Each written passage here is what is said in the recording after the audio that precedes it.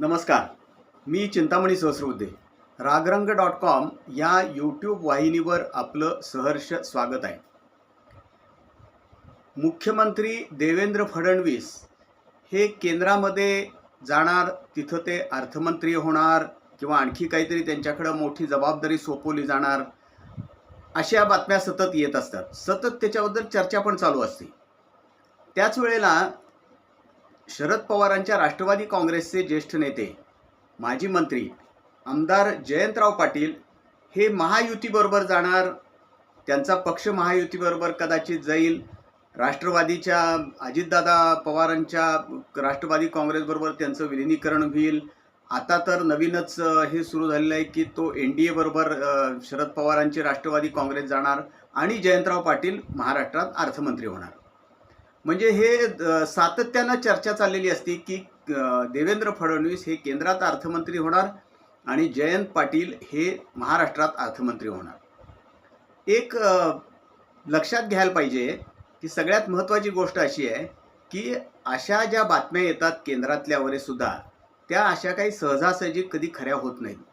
याचं कारण असं आहे की केंद्रामध्ये केंद्रीय मंत्रिमंडळ असेल, केंद्रीय मंत्रिमंडळातले बदल असतील किंवा मुख्यमंत्र्यांची नियुक्ती असेल वगैरे, या सगळ्या गोष्टी आहेत, ह्या अतिशय धक्कादायक पद्धतीनं केल्या जातात. कुणाच्या कल्पनेत सुद्धा येणार नाही अशा पद्धतीनं केंद्रातलं भारतीय जनता पक्षाचं नेतृत्व आहे ते निर्णय घेत असतं. त्यामुळं आज असं होणार आहे. आता तर आणखीनच एक नवीन बातमी सोडली कुणीतरी की भारतीय जनता पक्षामध्येच देवेंद्र फडणवीस यांचा इथला पाठीमागचा वारसदार कोण आहे मुख्यमंत्री पदाचा, ते केंद्रात गेल्यानंतर ह्याचा शोध चालू आहे. त्याच पद्धतीनं जयंत पाटलांच्या बातम्या सतत येत असतात. काही ना काही करून जयंत पाटील हे जाणार आणि मग त्यांच्या पक्षातले काही लोक त्याचा प्रतिवाद करतात. दुसरीकडं आज संजय राऊत, जे शिवसेनेचे प्रवक्ते आहेत, खासदार संजय राऊत यांनी सुद्धा असा दावा केला आहे की जयंतराव हे पुरोगामी विचारांचे आहेत, त्यामुळे ते भाजपसारख्या जातीयवादी शक्तीबरोबर कधी जाणार नाही.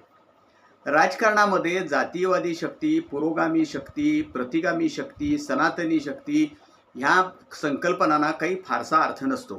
कोण केव्हा कोणाबरोबर जाईल त्याचा नेम नसतो आणि त्या वेळेला त्याचं त्या पद्धतीनं स्वागत केलं जातं.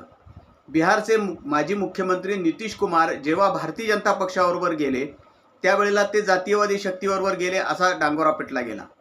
तेच नितीश कुमार पुन्हा तिथून उठून महाविकास आघाडीकडं म्हणजेच इंडिया आघाडीकडं आले. काँग्रेसबरोबर त्यांनी आणि राष्ट्रीय जनता दलाबरोबर युती केली, त्याबरोबर ते एकदम पुरोगामी झाले. म्हणजे याला काही फारसा अर्थ नसतो. आज एकनाथ शिंदे उपमुख्यमंत्री आणि पूर्वी अजितदादा पवार हे जेव्हा आघाडीच्या सरकारमध्ये होते तेव्हा पुरोगामी होते ते. आता ते भारतीय जनता पक्षाबरोबर गेल्याबरोबर ते प्रतिगामी झाले. खुद्द सांगली जिल्ह्यातच आपण जर पाहिलं तर अजितदादांची राष्ट्रवादी काँग्रेस आणि शिंदेंची शिवसेना ह्यातले अनेक नेते जयंतरावांच्या बरोबर आहेत.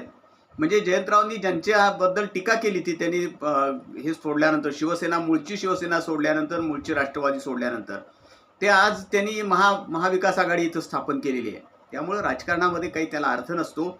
जयंतराव पाटील यांच्याबद्दल जी सातत्यानं चर्चा चालती, त्यामुळं कदाचित जयंतराव पाटील हे मुरब्बी राजकारणी आहेत. अनेक वर्ष त्यांनी राजकारण पाहिलेलं आहे, जवळनं राजकारण खेळलेले आहेत ते. त्यामुळं अशा बातम्यानं ते काही विचलित होत असतील असं मला स्वतःला वाटत नाही. त्यांचे काही कार्यकर्ते आहेत, काही समर्थक आहेत, काही नगरसेवक आहेत किंवा अन्य काही लोक आहेत, हे जरा सुखावतात. याचं कारण असं आहे, सत्तेची सवय झालेली आहे. सलग 15 वर्ष जयंत पाटील हे सत्तेच्या राजकारणामध्ये होते. 99 पासून ते 2014पर्यंत सत्तेच्या राजकारणात होते. मंत्रिपदावरती होते, अर्थमंत्री पदावरती होते, त्यानंतर ते जलसंपदा मंत्रिपदावरती सुद्धा होते, ग्रामविकास मंत्री होते, गृहमंत्री होते. त्यामुळं त्यांचे समर्थक सुद्धा सत्ता नसल्यामुळं काहीसे अस्वस्थ असतात. त्यांनाही जरा बरं वाटतं. परंतु माझं स्वतःचं मत असं आहे आणि अनेक लोकांचं मत असं आहे सांगली जिल्ह्यातल्या सुद्धा, की जयंतरावांनी विरोधी पक्षातच राहावं. विरोधी पक्षातच त्यांच्या कामाला खरी स्पेस आहे, खरे त्यांना तिथं जास्त वाव आहे काम करायला. याचं कारण असं आहे की आज महाराष्ट्रामध्ये विरोधी पक्ष हा फारसा अस्तित्वात नाही आहे, फारसा प्रभावी नाही आहे. अशा वेळेला जयंत पाटील ज्या पद्धतीनं विधानसभेमध्ये बोलत आहेत, ज्या पद्धतीनं बाहेर काही कार्यक्रम करतायत, त्यांनी सांगली जिल्हा परिषदेमध्ये ज्या पद्धतीनं महाविकास आघाडीची सत्ता आणलेली आहे, त्यामध्ये शिंदेंची शिवसेना आणि अजितदादांची राष्ट्रवादी काँग्रेसची मदत घेऊन त्यांनी सत्ता आणलेली आहे. तर त्या पद्धतीनं जे ते काम करत आहेत त्यामुळं त्यांची प्रतिमा काही वाईट नाही आहे, ती चांगली आहे प्रतिमा. या पद्धतीनं विरोधी पक्षाचं म्हणून ते काम करतायत. परंतु ते भारतीय जनता पक्षाबरोबर म्हणजे महायुतीबरोबर जर गेले, एकतर त्यांचा पक्ष जाईल का नाही ह्याच्याबद्दल शंका आहे. खुद्द स्वतः त्या पक्षाचे नेते शरद पवार जोपर्यंत काही निर्णय घेत नाहीत तोपर्यंत जयंत पाटील स्वतः काही निर्णय घेतील याची सुतराम शक्यता नाही. परंतु एक बातम्या सतत येत असतात. परंतु जयंत पाटील हे विरोधी पक्षनेते म्हणून उत्तमरित्या काम करू शकतात. 3-3.5 वर्षाचा कालावधी विधानसभेच्या निवडणुकीकरता आहे यात शंका नाही. लोकसभेच्या निवडणुकीकरता 3 वर्षापेक्षा कमी कालावधी आहे. हा काळ केव्हा निघून जातो कळत सुद्धा नाही. कालांतरानं जेव्हा देवेंद्र फडणवीस विरोधी पक्षनेते होते तेव्हा त्यांनी उत्तम काम केलं होतं. त्याच पद्धतीनं जयंत पाटील सुद्धा आता करतायत असं एकूण विधानसभेतलं त्यांचं काम पाहिल्यावर आपल्याला दिसतंय. त्यामुळं त्यांनी अजिबात ह्या अशा बातम्याच्या ह्यानं ते मी म्हणलं तसं त्या अर्थात ते विचलित होणार नाहीत. त्यांच्यावर कुठलाही परिणाम होणार नाही. ते फार धोरणी, मुरब्बी आणि मुत्सद्दी असे राजकारणी आहेत.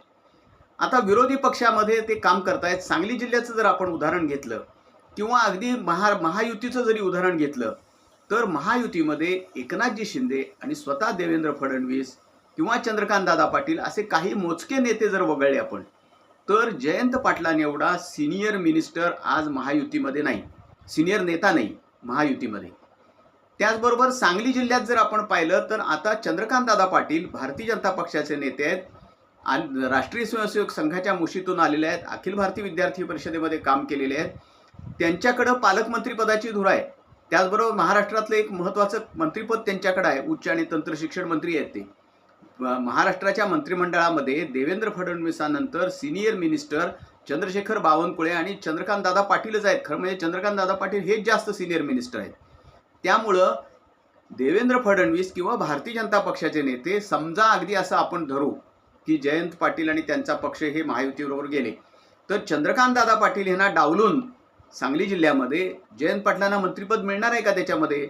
शिवाय मुख्य मुद्दा असा आहे की जे ते अर्थमंत्री होणार म्हणून सातत्यानं सांगितलं जाते जयंत पाटील हे स्वतः अर्थमंत्रीपद आता स्वतः मुख्यमंत्र्यांकडे आहे आणि ते अर्थमंत्रीपद हे अजितदादांकडे होतं पूर्वी. आणि आता सुद्धा राष्ट्रवादी जी अजितदादांची आहे त्यांचा दावा आहे त्या अर्थमंत्रीपदावरती. आणि एकनाथजी शिंदे स्वतः सिनियर मिनिस्टर आहेत, उपमुख्यमंत्री आहेत.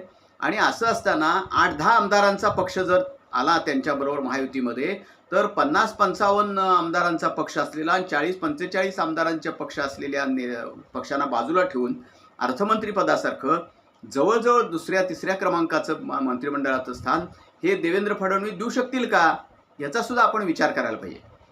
असं सहजासहजी होत नाही. राजकारणामध्ये घडतं काही वेळेला. आता उदाहरणार्थ सचिन अहिरे अचानक उपसभापती झाले विधान परिषदेमध्ये. असं होऊ शकतं, होत नाही असं मी म्हणत नाही. परंतु प्रत्येक वेळेला ते आडाखे लावता येत नाही. तसंच चंद्रकांतदादा पाटील हे सांगली जिल्ह्याचे पालकमंत्री आहेत. अनेक वर्ष ते काम करतायत पालकमंत्री म्हणून, सिनियर मिनिस्टर आहेत. ते सिनियर मिनिस्टर आहे म्हणूनच सगळे आमदार, सगळे भारतीय जनता पक्षाचे नेते त्यांच्या नेतृत्वाखाली सांगली जिल्ह्यात काम करतायत. उद्या जयंत पाटील यांना जर अर्थमंत्री पद दिलं किंवा अन्य कुठलं मंत्रिपद दिलं तर त्यांच्याकडे पालकमंत्रीपद जाणार आहे का? शक्य आहे का असं होणं? अवघड आहे तसं होणं. दुसरा असा विषय आहे की सांगली जिल्ह्याचाच फक्त पुन्हा एकदा मी विचार करतो. सांगली जिल्ह्याचाच आपण जर विचार केला तर सांगली जिल्ह्यामध्ये मिरजेचे आमदार जे आहेत सुरेश भाऊ खाडे आहेत हे 5 वेळा भारतीय जनता पक्षाचे आमदार आहेत. यापूर्वी कामगार मंत्री म्हणून त्यांनी सिनियर मिनिस्टर म्हणून काम केलेलं आहे मंत्रिमंडळामध्ये. 5 वेळा ते भारतीय जनता पक्षाचे आमदार आहेत. 5 वेळा निवडून आलेत ते भारतीय जनता पक्षातर्फे, जतमधनं नंतर मिरजेमधनं सुद्धा. सांगलीचे आमदार सुधीरदादा गाडगीळ हे 3 टर्म सांगलीतनं निवडून आलेले आहेत. ते सिनियर मिनिस्टर आहेत, जयंत पाटलांपेक्षा सुद्धा सिनियर मिनिस्टर आहेत, ते सिनियर नेते आहेत. गोपीचंद पडळकर हे जतचे आमदार आहेत. हे अत्यंत लोकप्रिय आमदार आहेत. त्यांचा एक प्रचंड मोठा पाठीराखा वर्ग संबंध राज्यामध्ये आहे. त्यांना मंत्रिपद द्या अशी मागणी आहे. सुधीरदादांना मंत्रिपद द्या अशी मागणी आहे. सुरेश भाऊंना पुन्हा मंत्री करा अशी मागणी आहे. अशा वेळेला ह्या तिघांना भारतीय जनता पक्षातल्या 3 नेत्यांना डावलून जयंत पाटलांना मंत्रिपद देणं शक्य आहे का? तारतम्यानं आपण विचार करायचा असतो. त्यामुळे हे अतिशय कठीण आहे. जयंत पाटील हे विरोधी पक्षनेते म्हणून उत्तम काम करतायत. हां, आता विरोधी पक्षात काम करताना काही अडचणी येणार, सरकारचे काही रोष होणार. आता उदाहरणार्थ ईश्वरपूरच्या नगराध्यक्षांची निवड रद्द ठरवलेली आहे, आणखी एका नगरसेवकाची निवड रद्द ठरवली वगैरे हे निर्णय होतात. त्याच्याबद्दल न्यायालयात दाद मागण्यात येणारच आहे, वादच नाही. न्यायालयात काय तो फैसला होईल. सांगली मार्केट कमिटीचा विषय न्यायालयात आहेच. त्याचबरोबर सांगली जिल्हा मध्यवर्ती बँकेतल्या नोकर भरतीचा विषय सुद्धा न्यायालयात गेल्यानं आता तो नोकर भरतीचा मार्ग मोकळा झालेला आहे. विरोधी पक्षामध्ये असताना काही अडथळे हे येणार, काही कार्यकर्त्यांना सुद्धा अडचणी येणार. पण म्हणून असं असल्यामुळं विरोधी पक्षात आहे म्हणून सरकार असं वागणार आहे म्हणून डगमगणाऱ्यांपैकी जयंत पाटील आहेत असं मला स्वतःला बिलकुल वाटत नाही. ते त्यांच्या पद्धतीनं काम करत राहणार. अनेक वर्ष त्यांचा अनुभव आहे कामाचा, त्यामुळं ते अजिबात अशा गोष्टीमुळे विचलित होतील असं मला वाटत नाही आणि त्यांनी होऊ नये असं माझं मत आहे.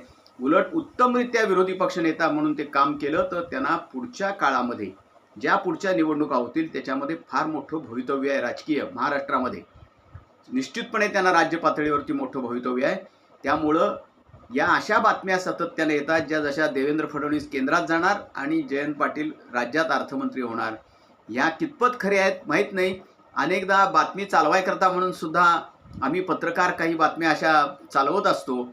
तशा स्वरूपाच्या त्या असाव्यात असा तूर्त तरी अंदाज आहे, कारण सगळेजणच तसंच सांगतात. अशी चर्चा आहे, असं बोललं जातंय, असा काहींचा अंदाज आहे. म्हणजे प्रत्यक्षात खरं काही ते आहे याच्याबद्दल काही सांगता येत नाही.